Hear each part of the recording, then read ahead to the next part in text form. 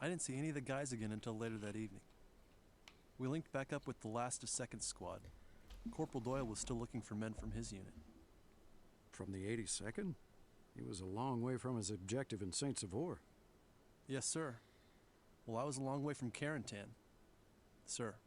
This was just after you, Sergeant Baker, Private Allen, and Private Garnett cleared out an entire platoon in Foukerville? You must have been pretty tired by then. I don't remember the last time I wasn't, sir. Sounds like you boys had quite a crowd for this mission. Yeah.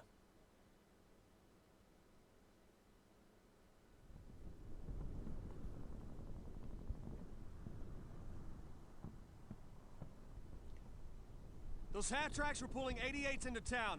We don't actually know where they're going, so we have to split up and pinch them between us. Red, you have to lead a patrol. Corey and DeSola, you're with me. Great. Not now, Sam. Yeah, not now, Sam. And you get to babysit these two. Oh, shit. Asshole. Your mouth is too big. Every goddamn day I say it. Your mouth is too big. You could fit a bass in Red, there. just remember all the stuff we went over. Put fire on them before you make your move. Fix them, then flank them. That's the key. No one dies today! Well, that's good news, then. Oh, shit, I did it Mass again, patrol didn't is I? coming in from the other side of town. We'll all meet back together after it's done. We've got work to do.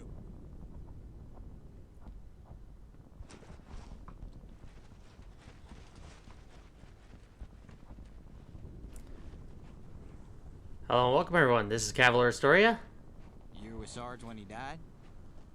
How'd it happen? I wasn't with him, really. Just sort of found him. So, why a bass? I don't know. I panicked. I needed something really big to make my point. I stuck one of those donuts from Fort Bragg mess hall in my mouth once. Whole I thing. mean those rocks they called donuts. Yeah, I know. I almost choked to death on it. DeSola still owes me $6 for that. Yeah, this is Cavalier Astoria, and today we are continuing on with Brothers in Arms Earned in Blood. Now, I think you're gonna notice something real quick now. We have two teams now in the third mission, with like the third proper mission. I absolutely love that change, and also we got more characterization, primarily for Garnett and Allen, and as well as for Doyle, Paddock, and Fryer. I actually really like that because basically, like again, I kind of mentioned this in the last game, they didn't really focus on the characters. They mostly just focused on the actual missions and stuff. Here they focused on the characters a lot more. And yeah. By the way, the mission we're currently on, this actually did happen in real life. Because again, this game is really well researched, just like its predecessor. But yeah, so this was a mission where 3 patrols would end up pinching a bunch of 88s between them. Meanwhile, we're going to go ahead and run down here. Have our fire team get down there. Lay down fire.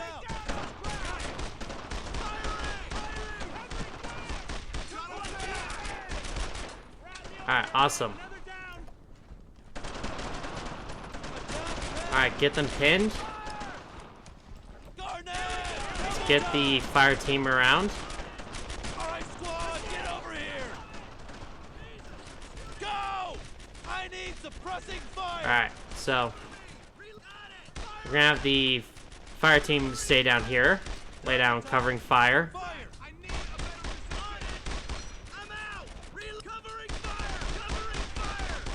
And yeah, we'll just go ahead and do a more linear assault. Move up the assault team. Pin down that area. Meanwhile, while they keep these guys' heads down, I'm gonna go ahead and go around and try to flank these guys. Come on. Awesome, we got them.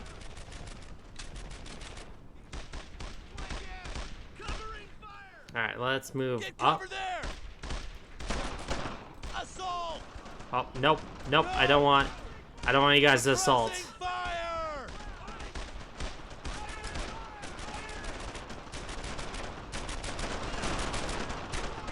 Alright, so I also really love this mission because I think it's a really well designed like little gauntlet for your soldiers to go through. And it is a bit more difficult than than last game, but that's not necessarily a bad thing. Let's go ahead and get the fire team up here. Let's get the assault team up there. Wow, I'm gonna...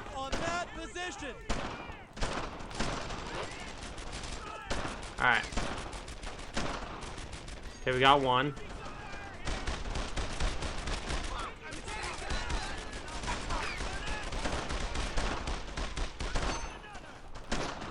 Alright.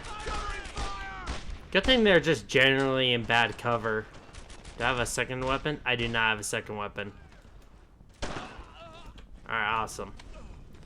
Should probably actually get myself a secondary weapon. We'll grab the MP40. Paddock! Get behind me! Garnett! Stay with me! But yeah. Seriously, I cannot explain how much better this game is. The fact that it gives you, right off the bat, 2 teams. Like, and as a squad-based game, having your squad a lot sooner is just way better for gameplay purposes. Let's get the assault team up there.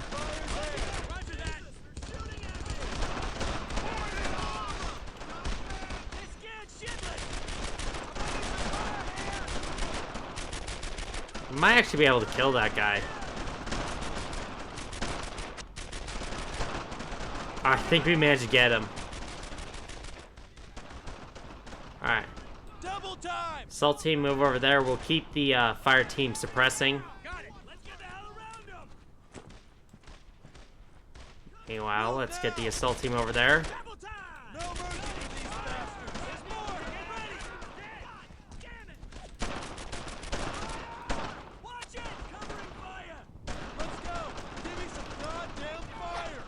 Alright. Now with that, we'll have the assault team go in and pin them. We'll go ahead and grab our fire team. Head this way. And again, just try to get around their flank. Move there! Fire!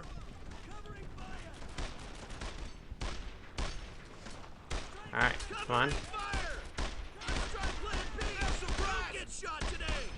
Awesome.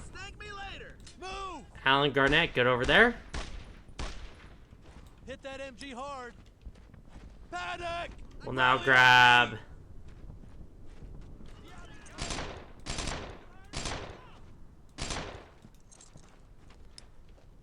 Alright, awesome. So, I think we have another machine gun up ahead. Yeah. Although they're in the half-track, so they're actually facing the opposite way. That's actually really good. So, can we... Oh. Yeah, let's go ahead and go over here. We're just gonna... They brought some friends! Double time! Take cover there! Paddock! Let's go ahead and get them down. Let's actually try to jump up here.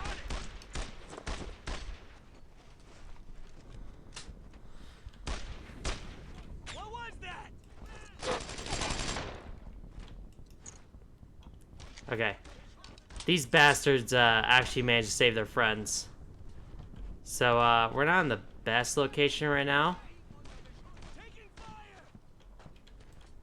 Let's have assault team move around.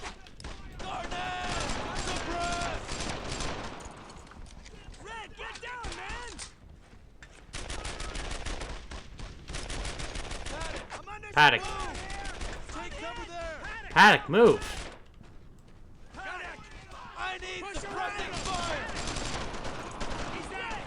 Okay, good. Paddock almost glitched out again. Garnett! Hurry up, Paddock! Give me some goddamn fire! Garnett! Attack them!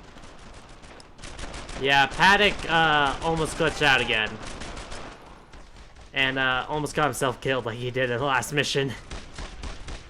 Alright. Going to grab the fire team. Now, normally you don't want to do that, cross it right in front of your guys' fire. Go! Fire!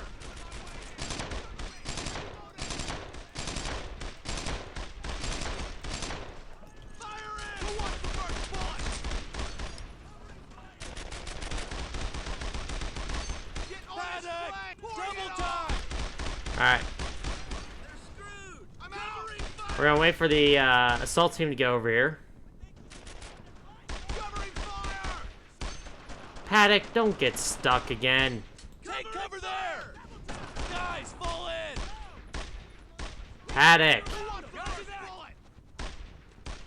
Why am I getting all these glitches with Paddock? Pouring it on! Push around him! Guys, keep firing.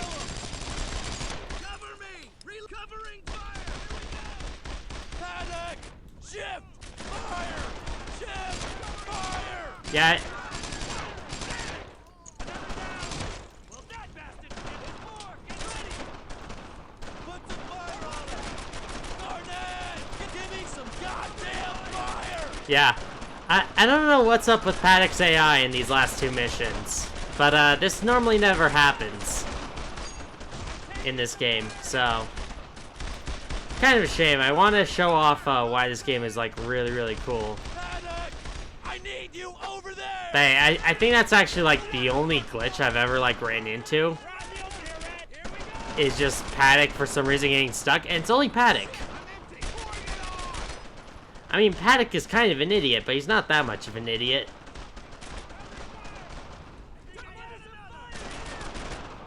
Nice job, guys. I'm gonna grab some ammo from Fryer. Okay, with that, I want... Wasting time with all this chit chat. Garnet! Fryer. Go! I was thinking about the next move. Although, now that I think about it, we have 2 corporals here, and we have 2 privates here. Why not just make it like a... Let's try plan B! Give me some goddamn fire! Like, why isn't, like, Doyle in charge of this fire team? I pretty much, like, just noticed that, but, you know, that is kind of, like... It irks me a little bit whenever I see something like that. Because I'm like, you can easily just, like, solve the issue by... just, you know, having the Hit him hard! squad be more balanced with, like, NCOs and stuff. But hey. I guess Doyle is more of an assault leader. But, yeah, realistically, you should be over commanding Allen and Garnett here. Alright, let's move them up to cover behind this tractor. Get a flank.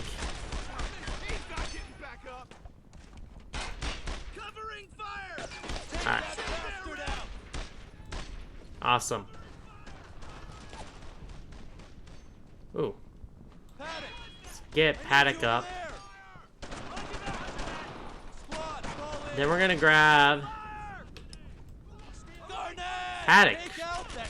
Garnett, Allen, fire. Let's get Paddock around that flank. Let's go! Move there! Let's fire! I'm under some fire here! Covering fire! Red, he's down! I can't get a clear shot to there, Red! Awesome.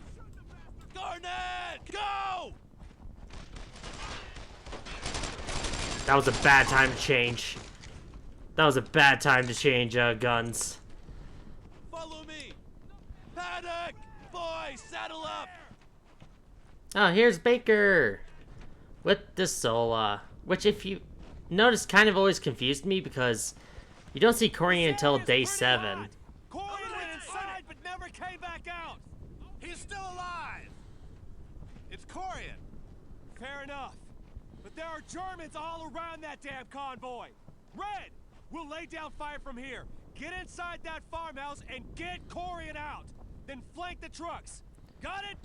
Go! Covering fire! I also really like this because it kind of shows the tension between Baker and Corian. Which if you know anything about this game series, it's actually a pretty like major plot point that Corian is not exactly the biggest fan of Baker. And the reason for that is because Corian was actually promoted to Corporal before Baker was. But instead of Corian getting the sergeant job, it was instead given to Baker. Which normally, you know, never happens. But Corian was passed for a promotion. And then later in this game, he'll get passed over promotion again.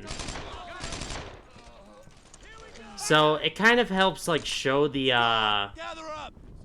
sort of the good old like lost my train of thought there. The sort of the discontent between the two. And you kind of saw that with like Corian being angry that Red was given you know, in charge of this little squad instead of him. Even though again, he actually outranks Red when it comes to seniority. And it's because, well, you know, Red got promoted after Baker became sergeant. So, and he's going to get miffed again when we get promoted to sergeant before him again. And by the end of the third game, still Corporal. I was checking out the house when a truck pulled up. Shot a couple and ran. I just jumped in this shit and covered up. Thought I was dead for sure. I should get back to Baker and help you guys push from the other side. Thanks, Red. You're welcome, Corian. Yeah, we probably don't want to get too close to him. Let's get the fire team there. Put your fire there. Covering fire! And let's get the assault team over here. Panic! Let's go! Suppressing fire! Got it! Get going, guys. Firing! Oh. Follow me! Garnett! Rally Ah. on me! Allen and Garnett managed to finish that off by themselves. I also do kind of like it shows Garnett's kind of a bit more of the leader. Because if you notice how this game works, instead of saying like fire team or assault team, you shout the leader of the team. So it helps give a little bit of like personality. For example, Paddock is actually the leader in the assault team, not Doyle, despite Doyle being slightly more mature and a bit more suited towards leadership. But, you know, Paddock later becomes a sergeant, so, you know, he's not too bad at it. And Garnett actually takes over Allen, which is actually a really cool detail that I really enjoy. It kind of shows, like, kind of their seniority and their position in the squad, that Garnett's actually technically over Allen. Which, we'll talk a little bit more about Garnett and Allen's relationship in another mission, because basically these two are basically always paired with each other. Basically, as soon as they showed up at basic training, they were always together and they were never separated. In fact, even during the jump, they still managed to stay together. But Garnett is kind of going to show that maybe he has a little bit of a different attitude towards Allen, although they still like each other. And eventually they would both die next to each other. And it's not a spoiler because that happened in the last game.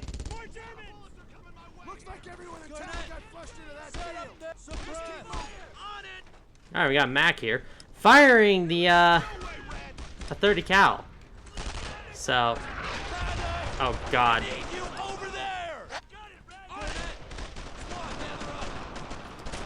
Yeah, we got a mortar team. Which, if you remember, the last time we encountered a mortar in St. Cum,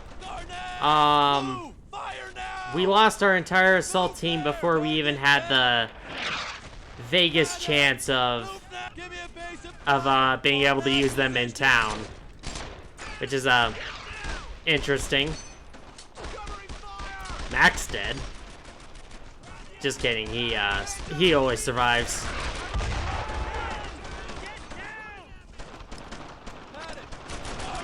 Alright. Nail them.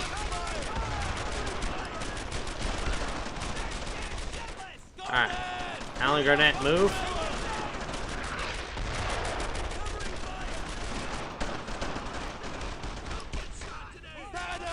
Alright.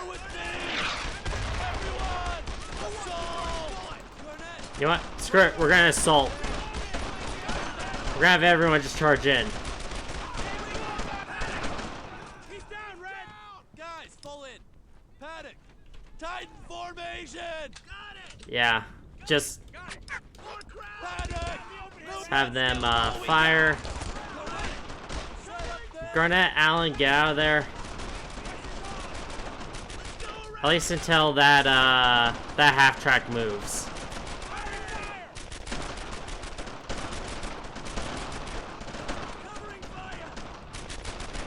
Huh. Oh wait, no. Think I remember. There's a flanking opportunity over here, right? There's not. Okay. So it is actually go straight up the middle there. Paddock! Suppress! So we'll have them continue up the fire. We're gonna rush Allen and Garnett over there.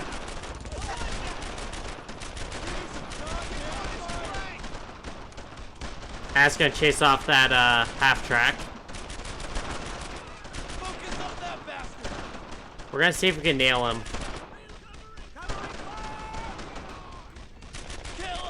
Alright. I was hoping we could get that half-track. You can actually nail that half-track actually quite easily. Set up there! Heavy banks of fire! There, now! Come on. Alright. And with that, we'll move the fire team up.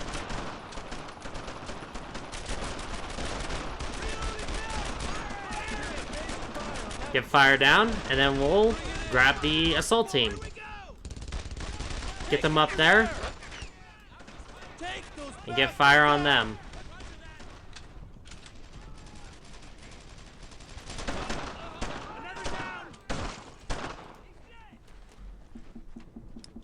Alright. Assault team over here.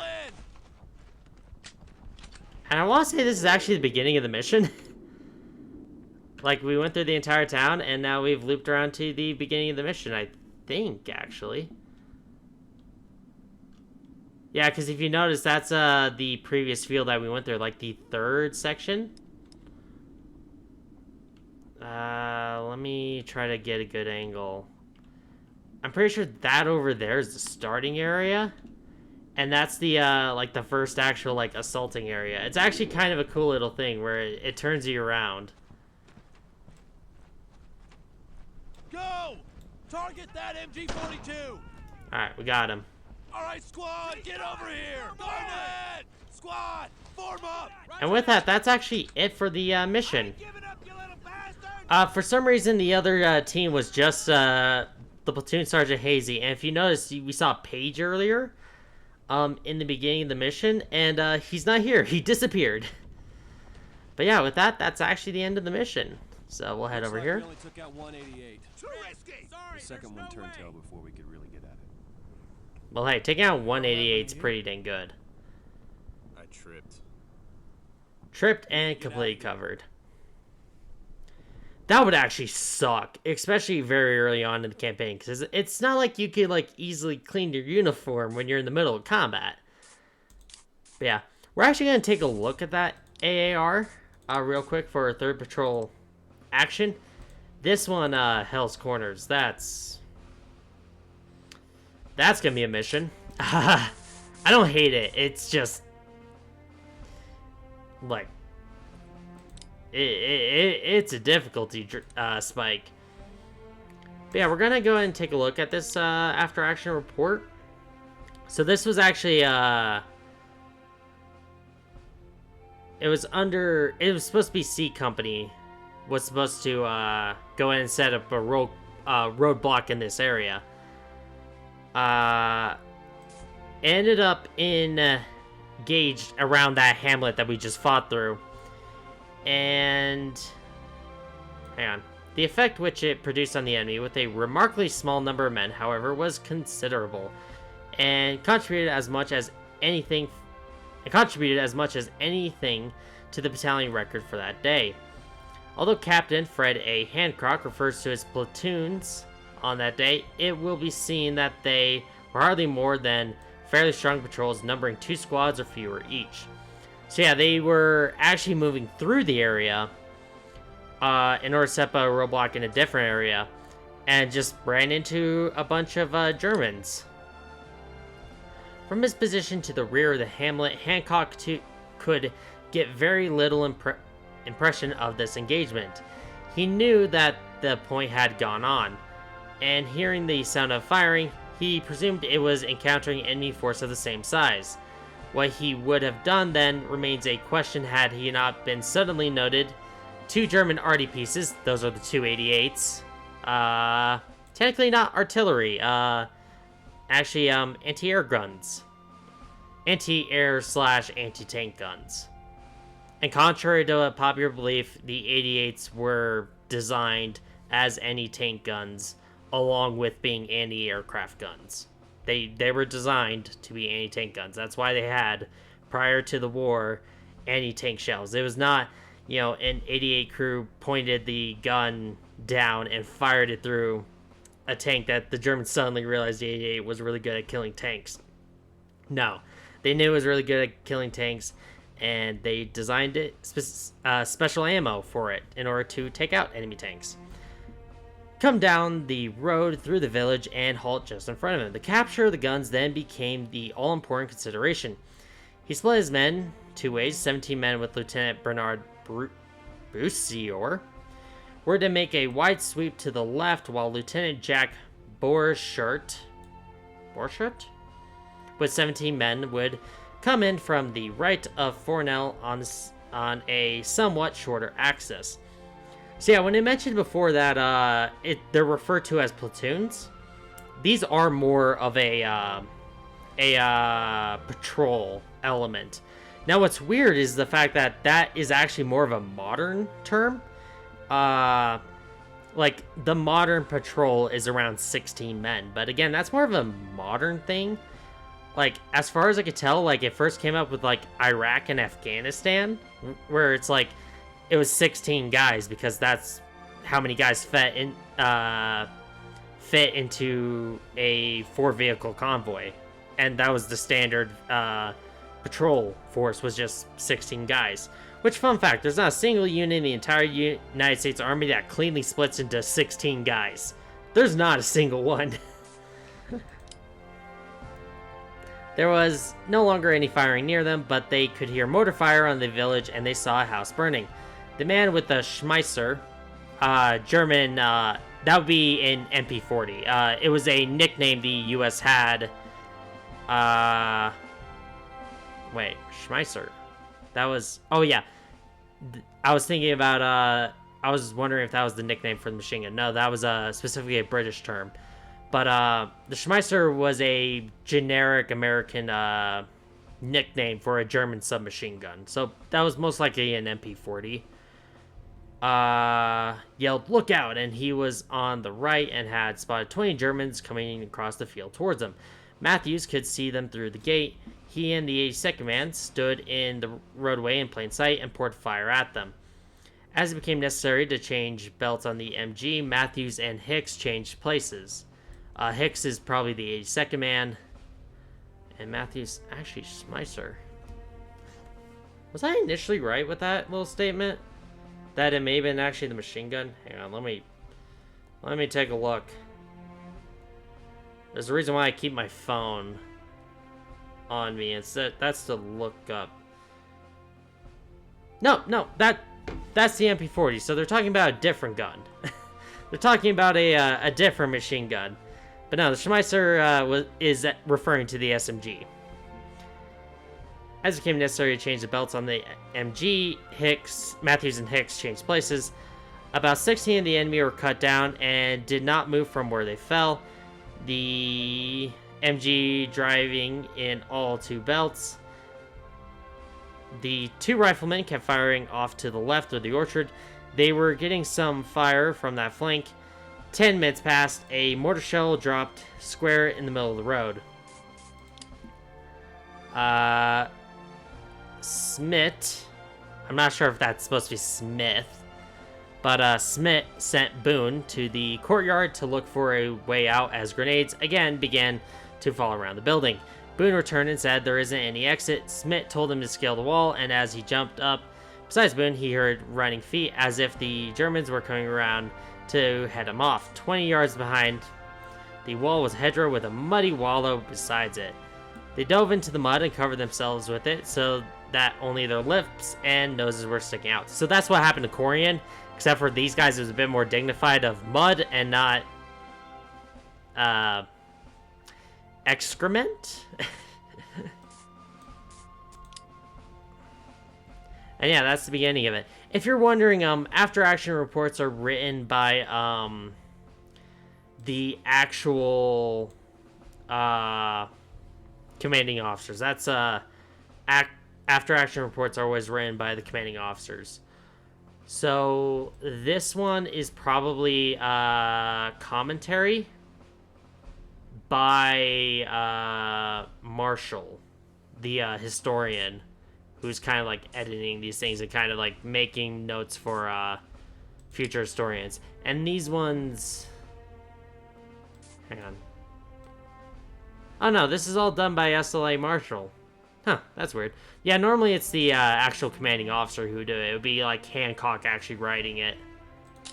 But yeah, it's a really interesting little battle of basically 2 patrols of American paratroopers just randomly encountering 88s.